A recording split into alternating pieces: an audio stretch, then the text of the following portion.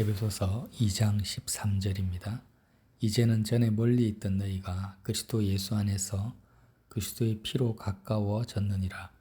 그는 우리의 화평이신지라. 둘로 하나를 만드사 원수된 것 곧 중간에 막힌 담을 자기 육체로 허시고 법조문으로 된 계명의 율법을 폐하셨으니 이는 이 둘로 자기 안에서 한 새 사람을 지어 화평하게 하시고 또 십자가로 이 둘을 한 몸으로 하나님과 화목하게 하려 하심이라. 원수된 것을 십자가로 소멸하시고 또 오셔서 먼데 있는 너희에게 평안을 전하시고 가까운 데 있는 자들에게 평안을 전하셨으니 이는 그로 말미암아 우리 둘이 한 성령 안에서 아버지께 나아감을 얻게 하려 하심이라. 아멘. 이제 구체적으로 정말 아주 디테일하게 십자가를 통해서 어떤 일을 하나님께서 우리에게 행하셨는지를 복음의 진수를 지금 말씀을 하고 계십니다. 이 본문 내용을 이해하기 위해서 앞에 나누었던 말씀을 좀 요약을 하겠습니다. 사람은 몸과 영이 있습니다. 그런데 이제 마음이라는 것은 영에 속했죠, 사실. 육의 영향도 받고 우리 영혼 육의 지 통제소와 같은 곳이 마음인데 마음은 영과 가깝다고 우리가 생각을 해야 됩니다. 그래서 마음은 소멸되지 않습니다. 육체는 유효기간이 있기 때문에 시간과 공간의 제약을 받고 소멸되는 대상이지만 마음은 원래부터 영원성을 가지고 있습니다. 그래서 영원성을 가지고 있는 마음이 제한적이고 소멸되고 시간과 공간의 제약에 갇혀 있으면 안 된다는 거죠. 사람들은 육체가 죽으면 마음과 영도 다 끝나버릴 거라고 생각하기 때문에 이 세상의 틀 안에 갇혀버립니다. 인생 80년, 100년 이렇게 갇혀버리기 때문에 마음의 영원성이 무시되어지고 그래서 마음은 항상 공허하고 소망이 없게 됩니다. 하나님은 유일하게 영원하신 하나님이십니다. 영원하신 하나님. 우리의 마음을 오직 하나님께만 내어드려야 되는 타당한 이유가 뭐냐면 마음이 영원하고 하나님이 영원하기 때문에 원래부터 우리 사람의 마음은 하나님, 영원하신 하나님을 담는 그릇으로 창조하셨다라는 거예요. 이것이 창세기의 내용입니다. 그래서 마음이 영원한 데 두지 아니하고 눈에 보이는 이 세상 문제, 육체가 소멸되면 다 사라질 인간관계, 무엇을 먹을까 무엇을 입을까 하는 이런 시간과 공간의 제약의 문제 안에, 사건 안에, 상황 안에 마음을 둔다는 것, 특히 내 몸에 마음을 두는 것 자체가 성경은 탐심이라고 했습니다. 탐심.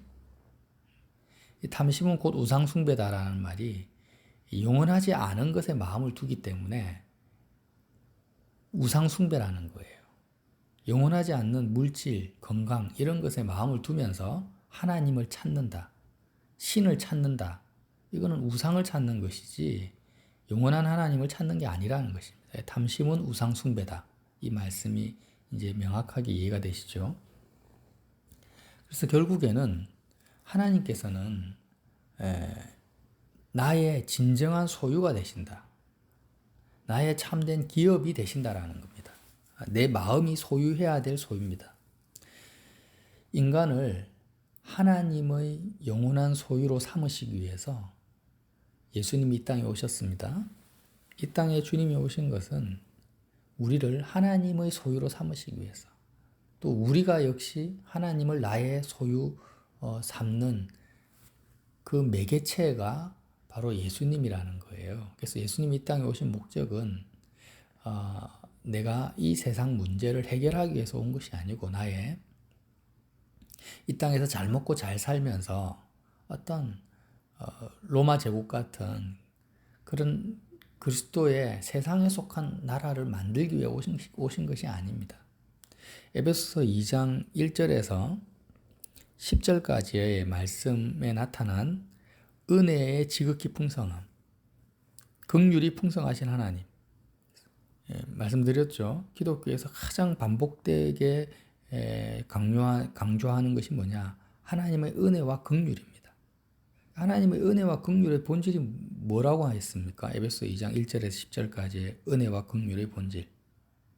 그것은 바로 예수님과 함께 우리를 살리시고 함께 일으키시고 예수님과 함께 하늘에 앉히신 것이 하나님의 은혜와 긍휼의 본질이라는 거예요.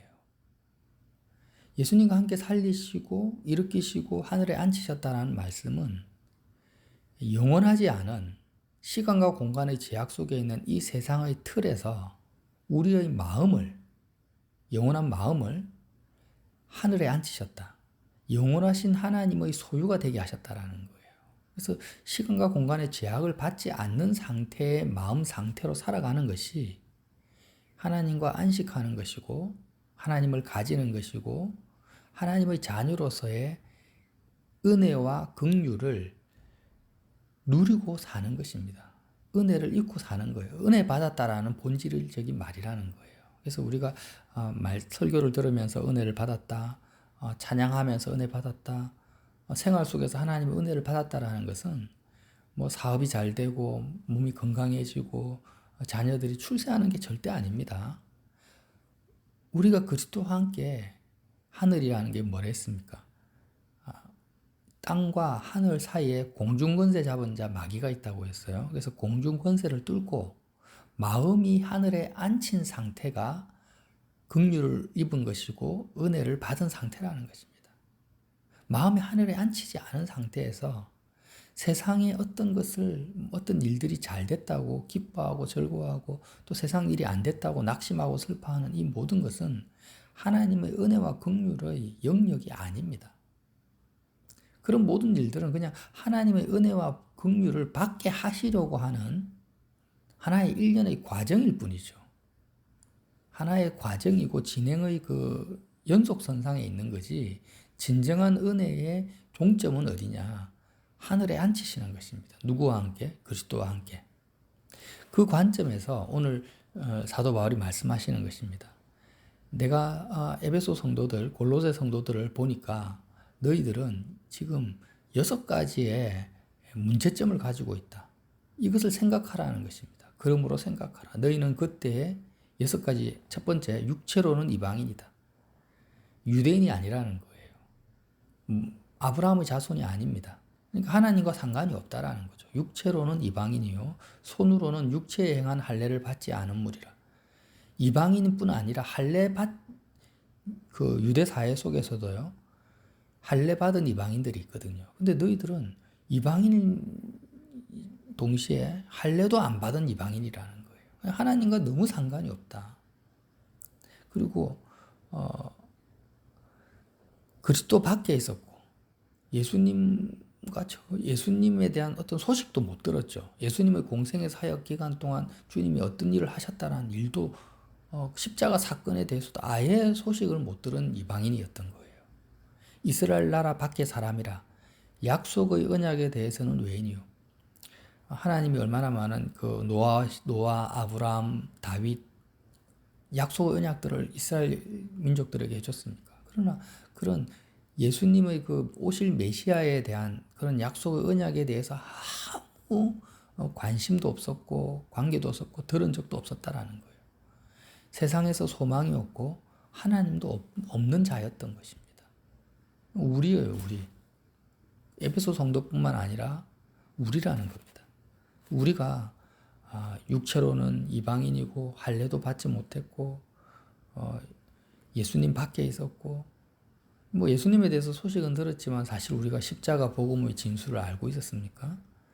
이스라엘 나라 밖의 사람이었고 언약과 상관없고 소망이 없었고 하나님도 없는 자, 하나님을 소유하지 못한 자였는데 이 모든 장애물, 이런 담들을요 하나님이 헐어버리셨다라는 거예요. 이제는 전에 멀리 있던 너희가 그리스도 예수 안에서 그리스도의 피로 가까워졌느니라. 그리스도의 피. 자, 피는 생명의 대가라고 했습니다. 그래서 우리가 예수님의 피를 생각할 때 무엇을 반드시 우리 마음속에 새겨야 된다고 했습니까? 소유입니다. 소유. 소유예요. 소유. 우리의 마음은 나의 소유에게 마음이 가게 돼 있습니다. 마음을 다해서 하나님을 사랑하라는 것은 어떤 말씀이냐면 너의 영원한 소유는 하나님 한 분밖에 없다라는 거예요. 내가 결혼을 하면 남편이나 아내가 내 소유가 아니고 자녀를 낳아도 자녀가 내 소유가 아닙니다. 집을 구매를 하고 차를 사도 집이나 차나 그 어느 것 하나 눈에 보이고 귀에 들리는 육체에 속한 다 소멸되어질 것들은 나의 소유가 아닙니다. 조금이라도 내가 이건 내 거다, 내 자녀다, 내 남편이다, 내 집이다 이렇게 생각하는 순간 반드시 마음은 소유에 달라붙게 되어 있기 때문에 마음은 탐심으로 빠집니다. 우상숭배로 바로 빠지는 거예요. 그래서 우리는 이제 명확하게 성경을 적용할 필요가 있습니다. 물건을 시장에 가서 어떤 물건을 하나 사도 아니면 내 통장에 월급이 들어왔다. 그러면 이 월급이 내 월급이다, 내 돈이다라고 생각하는 것 자체가 뭐라고요? 우상숭배라는 거예요. 탐심이고 우상숭배고 이미 내 거라고 생각하고 믿는 순간 나의 마음은 나의 소유에 달라붙는다라는 거예요. 마음이 하늘에 그리스도와 함께 안침받아야 되는데 땅에서 하나님을 끌어당기니까 우상숭배죠. 그래서 예수님의 피를 나의 모든 내 거라고 이 땅에 있는 지체라고 했죠. 땅에 속한 지체를 죽여라. 음란과 부정과 악한 정욕과 탐심이니 탐심은 우상숭배다. 땅에 속한 지체가 무엇입니까? 내 소유라고 내 거라고 생각하는 인간의 본능, 속성이 땅에 있는 지체라고 했습니다. 그래서 이걸 죽이라는 거예요. 뭘로 죽입니까? 그리스도의 피로. 성막이나 성전의 모든 물건에 어린 양의 피를 바르면 거룩해집니다. 거룩해진다라는 것은 하나님의 소유가 되었다라는 거예요. 그래서 우리도 생활 속에서 항상 모든 고민과 갈등이 어디에서 시작됩니까? 내 소유에서 시작되는 거예요. 불교 스님들도 이걸 압니다. 단지 하나님을 모를 뿐이죠. 하나님을 소유로 못 삼을 뿐이죠.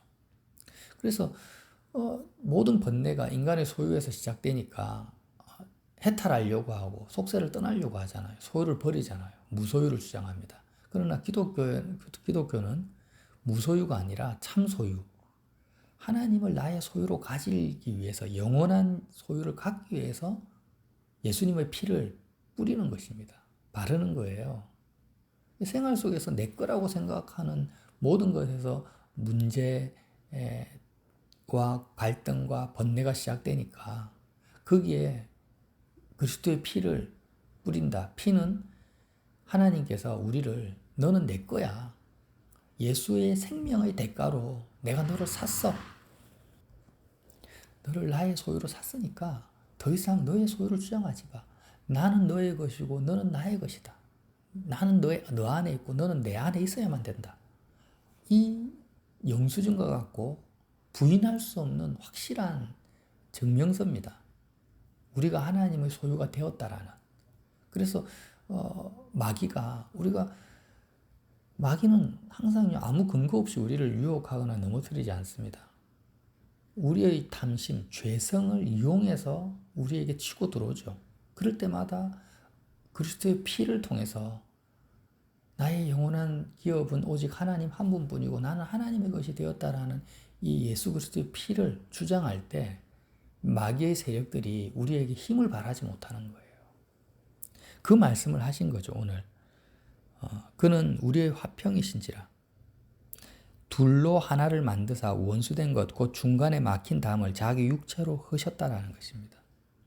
법조문으로 된 계명의 율법을 폐하셨으니 이 계명의 율법을 폐하셨다라는 것은 원수된 것 중간에 막힌 담은요 3가지가 있습니다. 사도 바울이 말씀하시는 이 담, 하나님과 나 사이를 가로막고 있는 담이 3가지예요. 첫 번째는 마귀입니다. 마귀, 공중권세 잡은 자.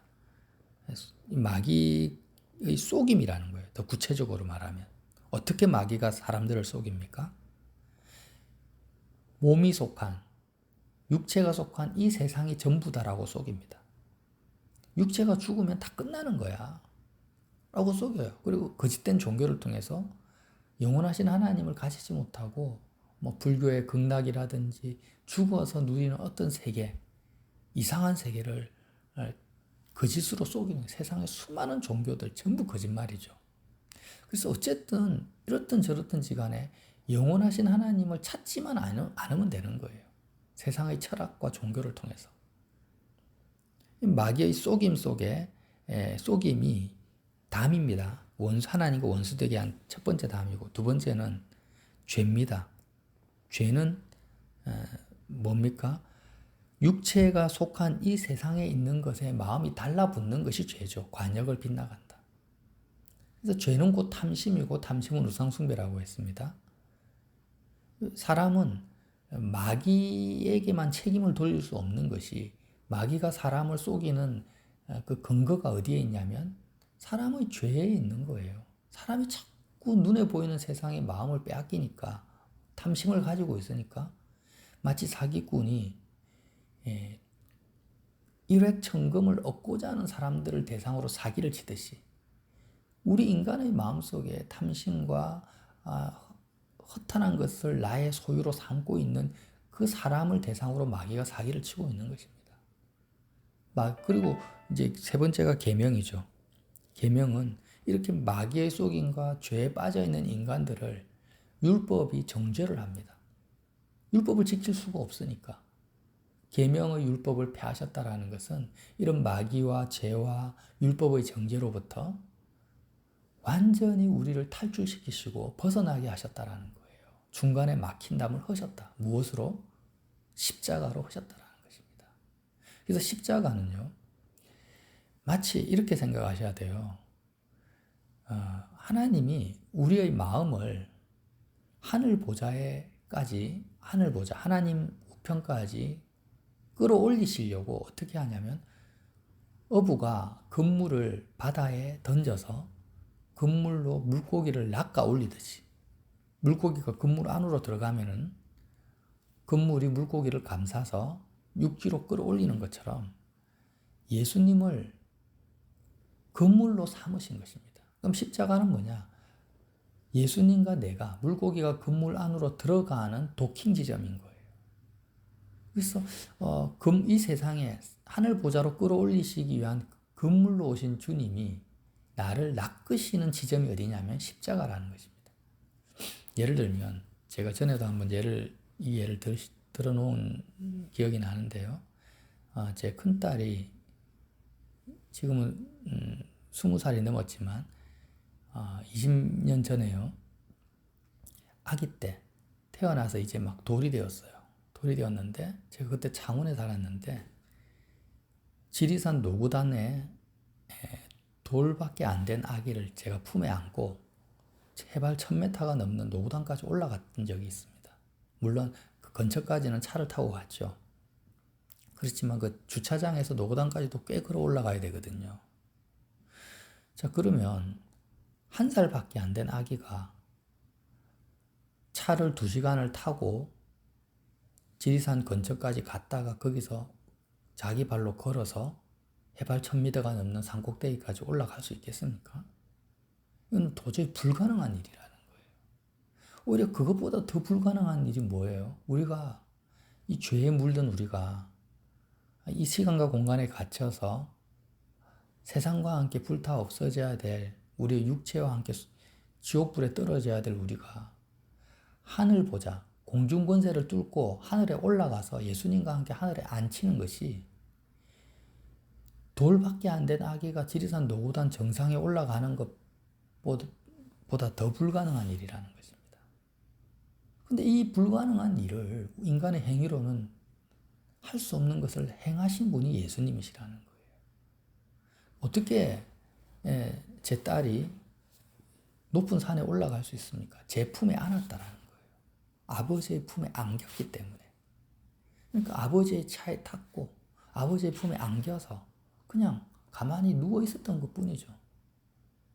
그런데 그는, 제 딸은 산꼭대기까지 올라간 것입니다. 태어나서 처음으로.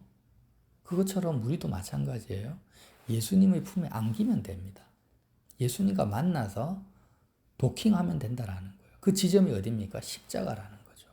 그래서 우리가 마음을 십자가에 두고, 특별히 십자가에서 흘리신 그리스도의 피에 내 마음을 둘 때마다, 언제요? 예배당 안에서 그렇게 두라는 게 아니라 모든 생활 속에서 우리의 마음이 영원하지 않은 것에 달라붙을 때마다, 영원하지 않은 사건, 영원하지 않은 사람, 영원하지 않은 소유물의 마음이 신경이 쓰이고 마음이 빼앗길 때마다 위의 것을 찾으라, 위의 것을 생각하라는 구체적인 방법을 지금 사도 바울이 제시하는 것입니다.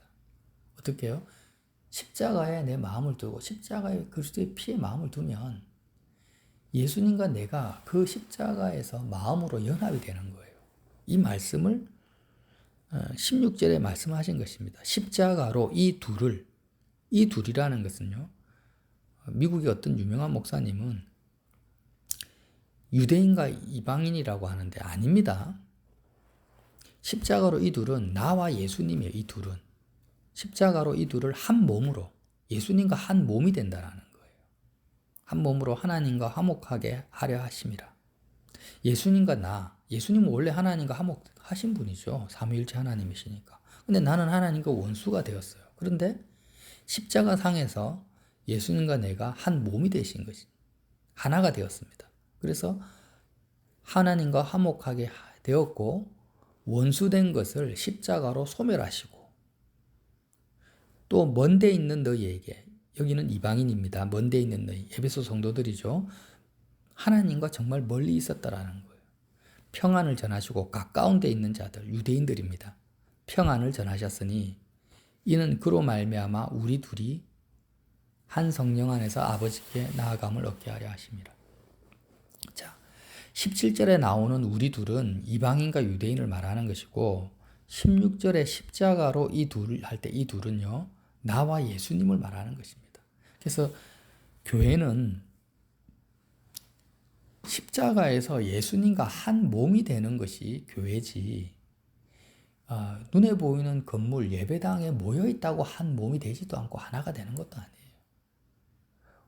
유명한 신학교를 졸업한 담임 목사님, 어떤 담임 목사님 밑에서 내가 성경 공부를 하고 설교를 듣는다고 그 무리에 속한다고 하나가 되는 게 아니고요. 대한예수교 장로교의 간판이 걸려있는 건물에 내가 같이 있다고 하나가 되는 게 아니죠. 그렇게 하나가 될 수가 없습니다.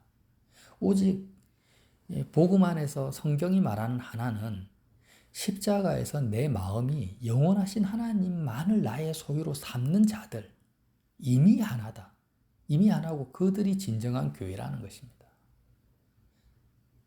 성경에서 하나 되는 방법은 이거밖에 없어요. 남자 여자가 결혼을 해서 같이 산다고 하나가 되는 것도 아닙니다. 내 몸에서 자녀를 낳았다고 그가 나와 하나가 아니에요. 내 자녀의 유일한 소유가 하나님이 되시고, 이렇게 그리스도 안에서 예수님과 연합되는 것이 하나죠. 이 진리를 우리가 마음에 깊이 새겨야 되겠습니다. 그래서 오늘 말씀은 십자가의 그 가장 핵심적인 원리를 에베소서 2장 11절부터 지금 사도 바울이 말씀을 하신 것입니다. 의심할 것도 없고 뒤돌아볼 것도 없고 정말 확실한 복음이죠. 다시 정리할게요, 여러분. 십자가는 어떤 곳입니까? 예수님과 내가 하나 되는 장소다라는 것입니다. 그래서 우리는요, 마음과 영이 그리스도 하나가 된다는 의미 자체가 시간과 공간 바깥에서 일어나는 일이거든요. 예수님과 함께 내가 십자가에서 죽었다. 과거형이죠. 죽었다 하면 과거형입니다. 죽어야 된다. 미래형입니다. 죽었었다 하면 과거형이고 죽었다 하면 현재형입니까?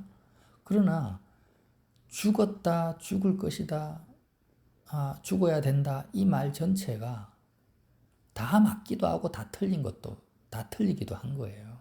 왜? 십자가 사건 자체는 과거도 미래도 현재도 아니고 시간과 공간 바깥에서 일어난 일이기 때문에 영원한 사건이라는 거예요. 영원하신 하나님을 내가 마음으로 붙든다라는 것은 하늘에 앉히셨다, 앉아야 된다. 이 모든 것이 과거도 아니고 미래도 아니고 현재도 아닙니다. 상관이 없는 거예요. 시간 공간 바깥에서 초월적인 일이니까. 그래서 구원은 뭐 신학적으로 이렇게 말하지 않습니까? 이루어 가야 된다. 이루었다. 지금 현재 진행 중이다. 다 맞는 말이고 또 어떤 면에서는 또 다 틀린 말이죠.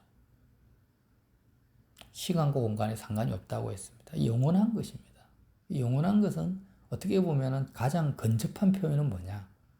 이미 이루어진 거죠. 이루어진 거예요. 영원한 거니까. 그렇지만 그것도 정확한 것이 아니다. 영적인 일이다. 이렇게 이해를 하시고 어쨌든 예수님의 피를 우리가 그 피의 의미를 생각할 때 그리스도의 피는요. 십자가에서 흘리신 거예요. 예수님이 어디에서 흘렸습니까? 뭐 갈릴리 바다에서 흘렸습니까? 아니면 예루살렘 성전 안에서 흘렸습니까? 골고다 언덕 십자가에서 예수님의 피를 흘리신 것입니다. 그래서 예수님의 피가 우리를 폐기물, 폐기 처리돼야 될 우리를 하나님의 소유로 삼으신 증거이기 때문에 그래서 십자가를 마음에 품으라는 거예요. 로마 시대에 예수님 말고도 십자가에서 죽은 죄인들이 얼마나 많습니까? 그러나 그 십자가의 죽음은 나의 죽음이 아니라는 것입니다. 나의 죽음이 아니에요. 오늘도 하나님이 십자가를 통해서 우리에게 말씀하시죠. 내가 내 아들 예수를 너를 나의 것으로 삼기 위해서 생명의 대가를 지불했다. 생명이 피인데 피를 흘렸다. 너는 내 거다. 그리고 너의 유일한 소유도 나밖에 없다. 영원하신 하나님만이 너의 영원한 기업이라는 이 증거가 십자가인데 너가 이 팩트, 사실을 마음으로 받아들일 거냐? 지금 받아들이냐? 예수 그리스도의 죽음이 너의 죽음이라는 사실. 예수님이 십자가에서 죽었는데 뭐가 죽었습니까? 몸이 죽었어요, 몸이. 예수님의 육체가 죽으셨습니다. 그래서 오늘도 성경에 예수님의 육체로 패하셨다라는 거예요. 막힌 담을. 여러분 이걸 문자적으로 그대로 우리가 이해를 잘해야 됩니다. 중간에 막힌 담, 원수된 것을 뭐로 패하셨다고요? 예수님의 몸으로 육체로 패하신 거예요. 이 말의 의미가 뭐냐면 예수님의 그 육체의 죽음이 너의 육체의 죽음이라는 거예요. 지금 나는 내 몸이 살아있잖아요. 시간과 공간의 제약을 받는 내 육체가 살아있습니다. 살아있는데 실질적으로 지금 시간과 공간 안에서는 내가 살아있어요. 육체가 있기 때문에 가정이 있고 직장이 있고 세상이 있는 거죠. 육체가 없으면 세상과 나는 상관이 없습니다. 그런데 예수님이 십자가에서 그리스도의 몸이 죽어버렸어요. 육체가. 근데 하나님이 십자가 사건을 통해서 우리에게 말씀하십니다. 그러면 예수님의 이 육체가 죽은 것이 너의 육체가 죽었다라는 사실이라는 거예요. 너가 이 사실을 받아들이겠냐? 그러니까 자꾸 우리는 내 몸은 살아있는데 예수님의 몸은 2000년 전에 죽었고 다시 살아나셨지만 나의 몸은 살아있다. 이렇게 시간과 공간의 제약 안에서 자꾸 십자가 사건을 보지 말고 영원의 관점에서 하나님이 물어보시는 거예요.